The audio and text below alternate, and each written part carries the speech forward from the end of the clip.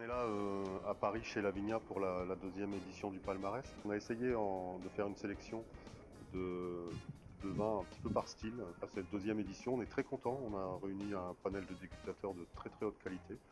Et donc ça, c'est quelque chose qui a tendance à s'installer. La force de Castillon, d'une part, c'est d'avoir des vins qui sont très identitaires. Ils sont vraiment dans le marché d'aujourd'hui, donc il suffit juste d'un peu plus de notoriété pour que les gens s'y intéressent, et voilà, on se bat un peu pour ça. C'est très intéressant de mettre ça en place parce qu'on voit bien qu'il y a des vins qui, pour diverses raisons, jouent le côté un peu immédiat, accessible, mais aussi il y a des vins profonds. Et d'ailleurs, j'étais surpris, d'ailleurs, comme il y en avait là 3, 4, 5 qui boxent en très haut niveau.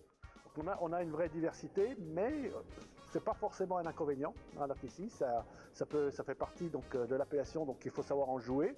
Donc ça veut dire qu'il y en a en gros pour toutes les bourses et pour tous les goûts. Donc ici, avec des côtés effectivement sympathiques, faciles d'accès. Donc ici, donc, des vins qui ont un peu plus de fond et puis des vins qui ont carrément de grands fonds. Et d'ailleurs, j'étais étonné qu'on puisse les produire d'aussi grands vins donc, dans les Côtes de Castillon.